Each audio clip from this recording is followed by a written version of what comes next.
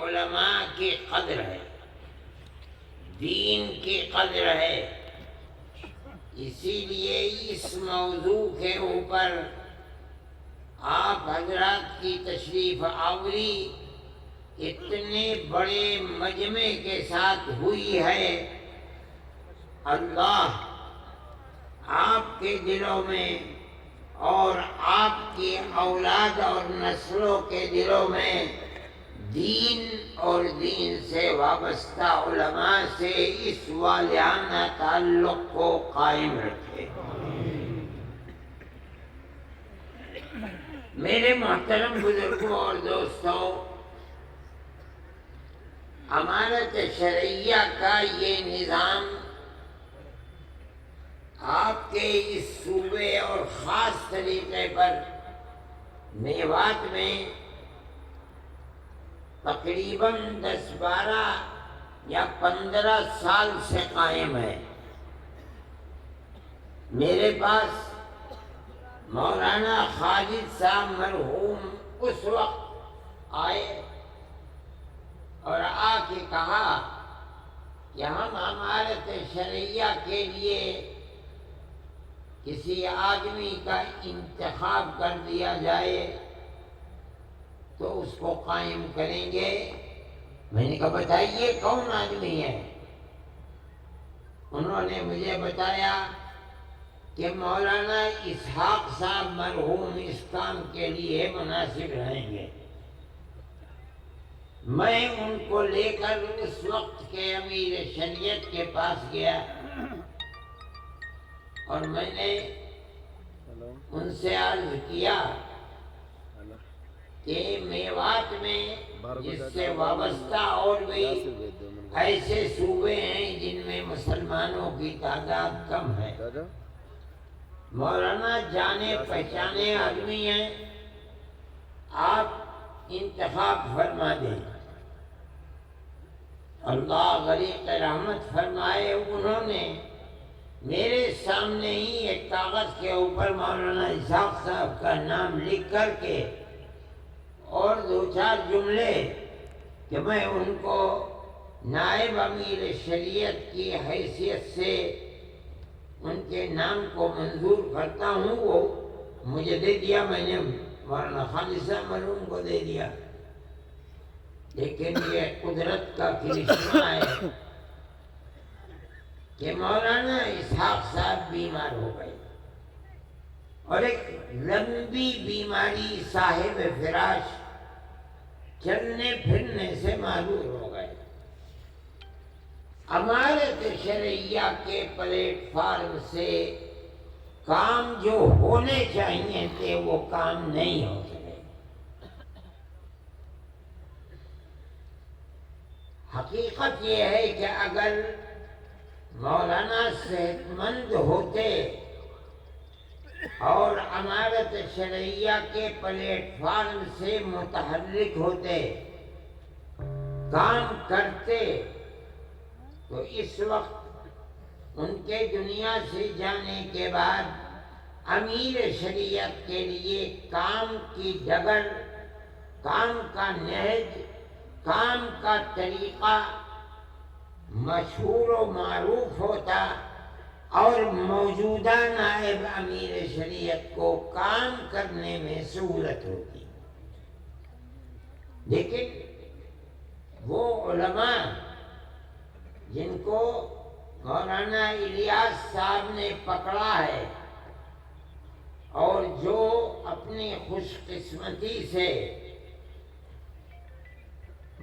دین کے اس کام پر لگتے ہیں اور لگنے کا ارادہ رکھتے ہیں، اور مجھے خدا کی ذات سے توقع ہے کہ اللہ ان کے دل میں لگن اور اخلاص پیدا فرمائے گا، اور جن لوگوں کو ضرورت ہوگی خانگی اور گھریلو معاملات کے اندر ناچاقی اور مسائل کے پیدا ہونے پر، تو بجائے اس کے کہ وہ کورٹ میں جائیں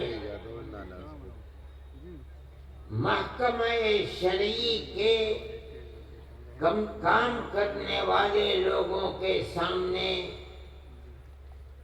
اپنی تحریر دیں گے کہ ہمارے اختلافات ہیں، ہم آپ کو حکم بناتے ہیں اور آپ جو فیصلہ کریں گے ہمیں منظور ہوگا۔ ان کو حکم بنا کر ثالث کے طریقے کے اوپر رکھیں، معاملات کو رکھیں، اور وہ اللہ کو اپنے سامنے حاضر و ناظر سمجھ کر بغیر کسی رعایت کے قرآن و حدیث کو اپنے سامنے رکھ کر اس کے مطابق فیصلہ دیں۔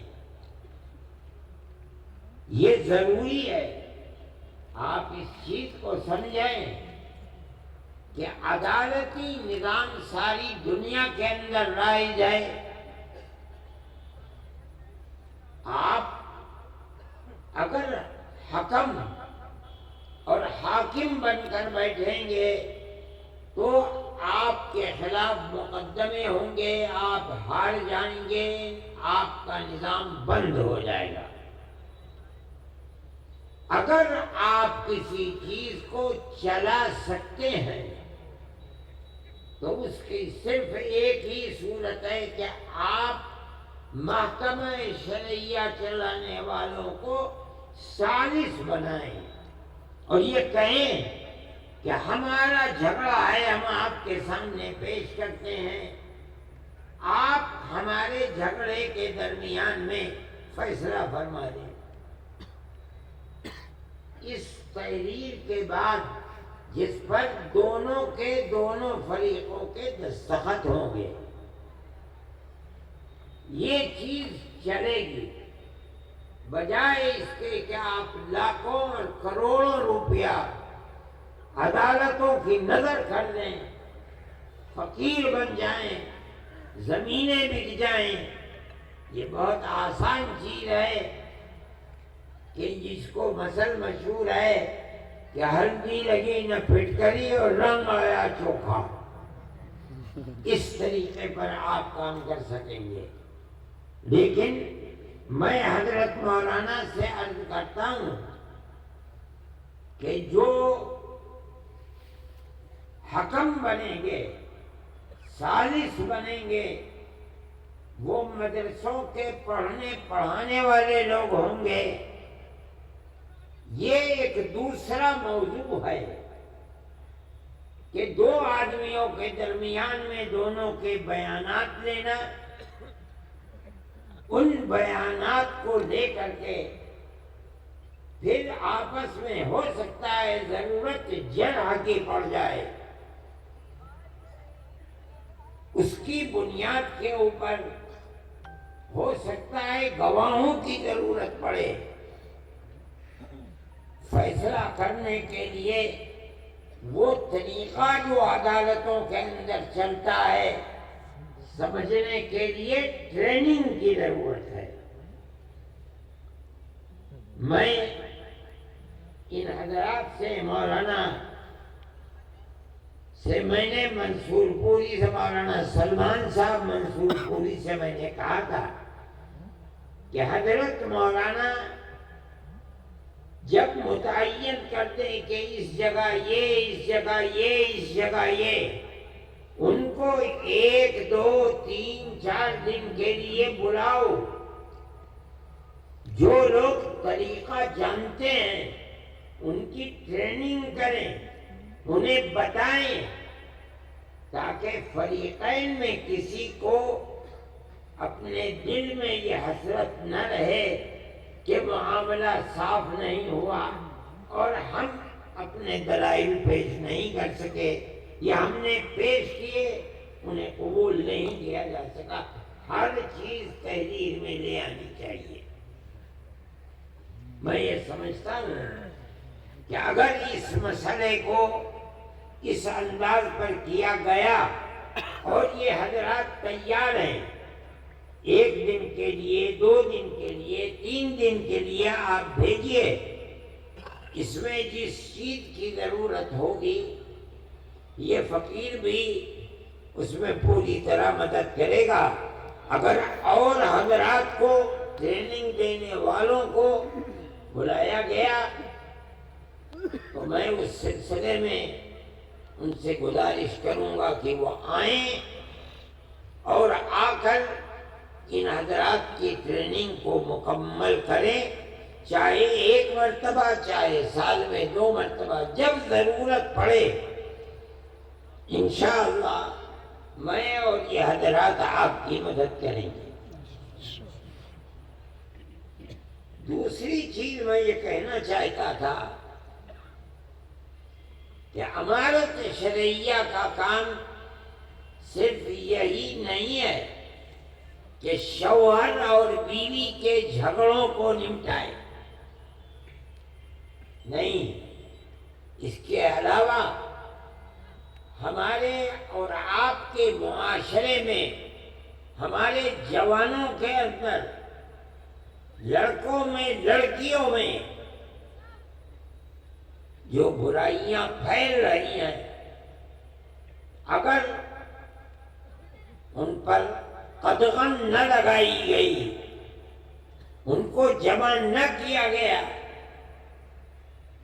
اور جہاں بھی علماء ہیں، جس گاؤں میں ہیں، جس شہر میں ہیں، جس محلے میں ہیں، اگر ان کے ہاتھ کو نہیں پکڑیں گے تو 1-2 نسلوں کے بعد آپ کی ان آبادیوں کے اندر ٹوپی پہننے والے اور مسجدوں کو آباد کرنے والے لوگ نہیں ملیں گے، خدا نخواستہ۔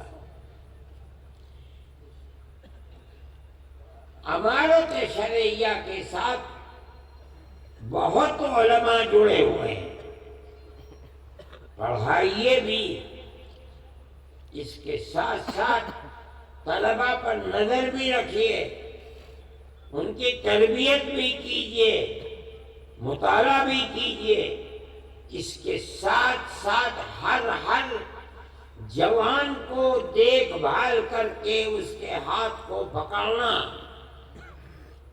اور اس راستے کو بتانا جو آپ کے آباء و اجداد کا راستہ ہے، علماء کا راستہ ہے، اللہ کے نبی کا بتایا ہوا راستہ ہے، اس راستے پر لے کے چلیں۔ یہ بھی امارت شرعیہ کا ایک بنیادی طریقہ کار ہے، اگر آپ اس کو نہیں اپنائیں گے تو آپ کا کام مکمل نہیں ہے۔ وہ ماں باپ جو اپنے بچے کو دیکھ رہے ہیں کہ وہ راستے سے ہٹا ہوا ہے، علماء کو بتائیں۔ علماء کا یہ فرض ہے کہ جائے، قریب کرے، محبت اور پیار کے ساتھ سمجھائے اور امر بالمعروف اور نہی عن المنکر کر کے اس کو سیدھے راستے پر لائے۔ یہ فرض ہے۔ مجھ سے لوگوں نے اس سفر میں بھی بتایا، پہلے بھی بتاتے ہیں کہ لوگوں کے اندر جوا، سٹا، شراب، بدکاری پہلے سے بہت زیادہ ہے، اور یہ چیز آپ کی بھی عفت و پاک دامنی کے اوپر پھٹا لگائے گی۔ آپ کے بچے اگر محفوظ نہیں ہیں، لڑکے، یاد رکھیے کہ آپ کی لڑکیاں بھی محفوظ نہیں رہ پائیں گی۔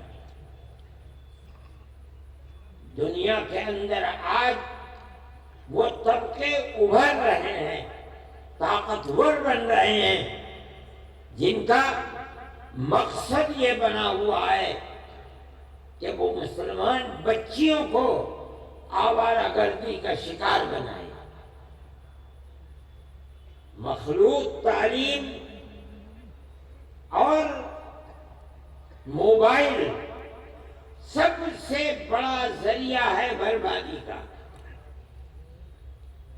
بچیوں کے ہاتھ میں موبائل، گھر کے اندر اور گھر سے باہر، یہ ان بچیوں کی بربادی کا سب سے بڑا ذریعہ ہے۔ ایسے واقعات ہوتے ہیں کہ بچیاں مخلوط تعلیم کے اندر نہیں ہیں، لڑکیاں لڑکیوں کے اسکول میں ہیں، لڑکے لڑکوں کے اسکول میں ہیں۔ اس کے باوجود ایک تو وہ ٹیچر جو ان لوگوں کے ہاتھ میں ہیں جو ان بچیوں کو برباد کرنا چاہتے ہیں، دوسرے موبائل، انہوں نے اس کے باوجود ان کو برباد کر دیا۔ میں آپ سے کہتا ہوں، ابھی مظفر نگر کے اندر مسئلہ ہوا، پولیس نے ایک ہوٹل کے اوپر جا کر چھاپا مارا، 50 لڑکے اور 50 لڑکیاں پکڑی گئیں۔ جب پردہ اٹھا ان کے اوپر سے تو تقریباً 36 یا 36 سے زائد لڑکیاں مسلمان بچیاں تھیں۔ یہ بچیاں، حیرت کی بات یہ ہے کہ اس اسکول کی پڑھنے والی تھیں جو اسکول صرف بچیوں کے لیے ہے۔ سوال پیدا ہوتا ہے کہ ان لڑکوں سے جو مسلمان لڑکے نہیں تھے، ان کا تعلق کیسے پیدا ہوا؟ اس کی دو ہی چیزیں ہیں کہ جو ٹیچر ہیں وہ مسلمان نہیں ہیں، حالانکہ عورتیں ہیں۔ دوسری چیز موبائل، اس نے تباہ کر کے رکھ دیا۔ اب ان ماں باپ کا کیا حال ہے؟ جمعیت علماء کے لوگ وہاں گئے، ہاتھ جوڑ کر کھڑے ہو گئے کہ ہم کچھ نہیں کریں گے، ہماری یہ ٹوپی تمہارے پیروں میں ہے، ہمیں برباد مت کرو۔ ان لوگوں نے مجھ سے کہا، میں نے کہا چھوڑ دو۔ جنہیں خود اپنی بربادی کے اوپر رونا آتا ہے اور انہوں نے اپنی بچیوں کے ہاتھ کو چھوڑ دیا اور یہ سمجھتے ہیں کہ موبائل اور اسکول میں پڑھنا انہیں نقصان نہیں پہنچائے گا۔ میں آپ سے کہہ رہا ہوں کہ آپ اگر اس پر قدغن اور روک نہیں لگائیں گے تو آپ اپنی بچیوں کی عفت و پاک دامنی کی حفاظت نہیں کر سکتے۔ حضرت امیر شریعت صاحب میرے پاس بیٹھے ہوئے ہیں، میں یہ کہنا چاہتا ہوں، اور بہت علماء ہیں، اس کے لیے پروگرام بناؤ، اپنی قوم کو راہ راست پر کس طرح لایا جا سکتا ہے، اپنی زندگی کو کھپا دو، لگا دو۔ اگر اس کے اندر کوتاہی ہوگی تو آنے والے 50 سال کے اندر کتنی بربادی ہوگی، آج آپ اس کا تصور نہیں کر سکتے۔ ایسے لوگ ہیں ملک کے اندر جن کا پروگرام یہی ہے کہ مسلمانوں کے گھروں کے اندر عفت و پاک دامنی کا جنازہ نکالا جائے، اور وہ اس کے اوپر لگے ہوئے ہیں۔ میں خواہ اس چیز کو، یہ مجمع، یہ جلسہ وہ سننے کے لیے نہیں ہے، میں یہ کہتا ہوں، ماں باپ سے بھی کہتا ہوں، علماء سے بھی کہتا ہوں، امارت شرعیہ کے ذمہ داروں سے بھی کہتا ہوں کہ خدا کے لیے قوم کی فکر کرو۔ صرف اتنی بات کافی نہیں ہے، صحیح ہے، جمعیت علماء کا پروگرام ہے، کہ آپ وہ اسکول جن میں 5ویں کلاس کے بعد مخلوط تعلیم ہے، آپ مخلوط ملی جلی لڑکے اور لڑکیوں کی تعلیم کو بند کریں۔ خدا نے جن کو طاقت دی ہے 10 20 25 50 آدمی مل کر تھوڑی سی زمین دے کر بچیوں کے لیے الگ اسکول، بچوں کے لیے الگ اسکول بناؤ۔ کوشش کرو کہ بچیوں کی اسکول کے اندر پڑھانے والی مسلمان ٹیچر مہیا ہوں۔ ان اسکولوں کے اندر عورتوں کی جماعتیں بھیجو، ان بچیوں کی تربیت کریں، ان کے ہاتھ میں موبائل نہ دو تاکہ ان کے خیالات پراگندہ نہ ہو۔ اپنی آنے والی نسل کی حفاظت کے لیے یہ ضروری ہے، ضروری ہے، ضروری ہے۔ ورنہ ہم اپنے جس ملک میں رہتے ہیں جہاں سیاست ہندو مسلم اکثریت اور اقلیت کی نفرت کے اوپر ٹکی ہوئی ہے، وہ آپ کی اور آپ کی بچیوں کی عفت و پاک دامنی کو زندہ نہیں رہنے دینا چاہتے۔ یہ آپ کی ذمہ داری ہے کہ آپ اپنی آنے والی نسل کو العیاذ باللہ ارتداد سے بچائیں اور انہیں مسلمان چھوڑ کر مریں۔ اس کی کوشش کیجئے کہ وہ بھی جب وقت آئے تو مسلمان رہتے ہوئے مرے۔ یہ ہماری ذمہ داری ہے۔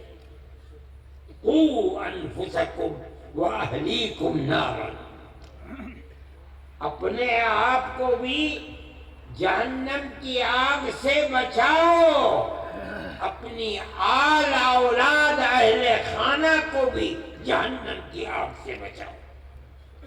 یہ جبھی ہوگا جب ماں باپ، بہن بھائی، بڑے اور چھوٹے اس نقطۂ نظر میں سب متفق ہوں کہ ہمیں اپنے گھر، در، اولاد، بیوی، بچے، بچیوں سب کو جس طرح ہم مسلمان ہیں انہیں بھی مسلمان ہی بنا کر دنیا سے جانا ہے۔ یہ بھی امانت شرعیہ کا پہلو ہے، ضروری ہے۔ اس لیے آپ حضرات جس ولولے اور جذبے کے ساتھ آئے ہیں، میں آپ سے کہتا ہوں کہ آپسی گھریلو جھگڑے یقیناً ان کا حل ہونا چاہیے۔ امانت شرعیہ کا پلیٹ فارم اس کے لیے نہایت ضروری ہے، لیکن صرف یہی امانت شرعیہ کا کام ہے اور کچھ نہیں، غلط ہے۔ میں نے کہا کہ اپنی اور اپنی نسل کی حفاظت یہ کم ضروری نہیں ہے، ضروری ہے اور بہت زیادہ ضروری ہے۔ میرے بھائی، میں نے تو ان سے یہ کہا تھا کہ میں 10-15 منٹ بولوں گا، اس کے ساتھ ساتھ میں اپنی بات کو ختم کرنے سے پہلے آپ سے کہتا ہوں کہ ہم اور آپ اسی ملک کے رہنے والے ہیں۔ اگر اس ملک میں جاٹ رہتا ہے تو مسلمان بھی جاٹ ہے، اگر ہندو برہمن ہے تو کشمیر میں جا کے دیکھو مسلمان بھی برہمن ہے، راجپوت ہے ہندو، مسلمان بھی راجپوت ہے۔ ہر برادری جو ہندوؤں میں پائی جاتی ہے ہندوستان میں، مسلمانوں میں بھی وہ برادری پائی جاتی ہے۔ اس کا مطلب یہ ہے کہ دنیا یہ سمجھتی ہے، نادان بے پڑھے لکھے، کہ ہندوستان میں مسلمان باہر کے آئے ہوئے ہیں، وہ جاہل ہیں۔ کچھ لوگ ہو سکتا ہے 1,00,000 2,00,000 10,00,000 ہندو مسلمان ایسے ہوں کہ جو باہر کے آئے ہوئے ہیں آگے۔ آج ساری دنیا کے اندر مسلمان ہیں، امریکہ میں جاؤ مسلمان ہے، یورپ میں جاؤ مسلمان ہے، اور ساری دنیا کے لوگ آئے ہیں کھانے کمانے کے لیے، وہ بھی وہاں پہنچے ہیں۔ لیکن ہندوستان کے اندر ایسا نہیں ہے۔ یہاں تو 96 97 98 99% مسلمان اسی ملک کا رہنے والا ہے۔ ان کی زبان ایک ہے، پہناوا ایک ہے، رہن سہن ایک ہے، کہاں دوسرے کے۔ لیکن میں یہ کہتا ہوں کہ جب ہم ایک ہیں، ایک ہی گھرانے سے پیدا ہوئے ہیں، ہمارے ماں باپ ایک ہی تھے، تو ٹھیک ہے لوگ نفرت کی سیاست کرتے ہیں، لڑاتے ہیں، جھگڑاتے ہیں، لیکن مسلمان کو اپنا مذہبی فریضہ سمجھ کر یہ بات کہنی چاہیے کہ مذہب کچھ بھی ہو، ہم ایک ملک کے رہنے والے، ہم سب بھائی بھائی ہیں۔ آپ 1400-1300 سال سے اس ملک میں رہتے ہیں اور اسی تاریخ کے ساتھ رہتے ہیں، گاؤں در گاؤں رہتے ہیں، ہندو اور مسلم رہتے ہیں، پیار و محبت کے ساتھ رہتے چلے آئے ہیں۔ یہ ہمارا امتیاز ہے۔ دنیا چاہتی ہے کہ جہاں اقلیت ہندو کی ہے مسلمان نکال دیں، جہاں اقلیت مسلمان کی ہے ہندو نکال دیں، مسلمان کی دکان سے نہ خریدو، مسلمان ہندو کی دکان سے نہ خریدیں۔ یہ ہماری تاریخ نہیں ہے۔ ہم تو بھائی بھائی کی طرح رہتے تھے۔ آپ کی تاریخ کو دنیا آگ لگانا چاہتی ہے۔ جمعیت علماء کا نظریہ یہ ہے آپ اپنی تاریخ کو زندہ کریں، اور ہندو مسلمان ہر جگہ بھائی بھائی بن کر رہیں، ایک دوسرے کے دکھ میں سکھ میں شریک رہیں۔ اگر کسی کے یہاں شادی بیاہ ہے، اگر اس نے نہیں بھی بلایا ہے، آپ چلے جائیے، مبارکبادی دے کے چلے آئیے۔ لیکن اگر آپ الگ رہیں گے تو اس کا مطلب یہ ہے کہ ملک کی وہ فرقہ پرست طاقتیں جو الگ کرنا چاہتی ہیں، آپ اپنے عمل سے انہیں کامیاب بنا رہے ہیں، اور ملک اس طرح برباد ہو جائے گا۔ عوالت شرعیہ کا یہ موضوع نہیں ہے، لیکن جمعیت علماء کا یہی موضوع ہے۔ میں اتنا بڑا آپ کا مجمع ہے، میں اس دن دلی کے اندر میرا جلسہ تھا، ایک پنڈت جی کا بھائی میں بھی آؤں گا، اتنا بڑا ٹیکا یہاں لگا ہوا، صبح صبح آ گئے۔ میں نے کہا پنڈت جی چلو، وہ آ کے میرے پاس ہی بیٹھ گئے، بہت دیر دیکھتے رہے دائیں بائیں۔ اس کے بعد جب میں نے انہیں فون کیا بعد میں، پنڈت جی گئے تھے کیا کیا؟ کہنے لگے جی میں نے تو اپنے جیتے جی اتنا بڑا مجمع دیکھا نہیں تھا۔ میں نے کہا کوئی خراب بات راجی کیا بات کرو ہو، اچھی اچھی بات کی تعریف۔ تو میں یہ کہتا ہوں کہ پیار و محبت ایک دوسرے کے دکھ اور سکھ میں بھائی بھائی کی طرح شریک ہونا، شریک رہنا، اس کو آپ اپنی زندگی کا مضبوط نصب العین اور نظریہ بنائیے، تبھی آپ عزت و آبرو، چین و سکون، امن و امان اور پیار و محبت کے ساتھ رہ سکتے ہیں، اور یہی آپ کی تاریخ ہے۔ آپ اس چیز کو سمجھیے جو میں کہہ رہا ہوں، اور اس پر اپنے آپ کو مضبوط کر لیجیے۔ کوئی کچھ بھی کہے، آپ اسی کو اپنا نصب العین بنائیے۔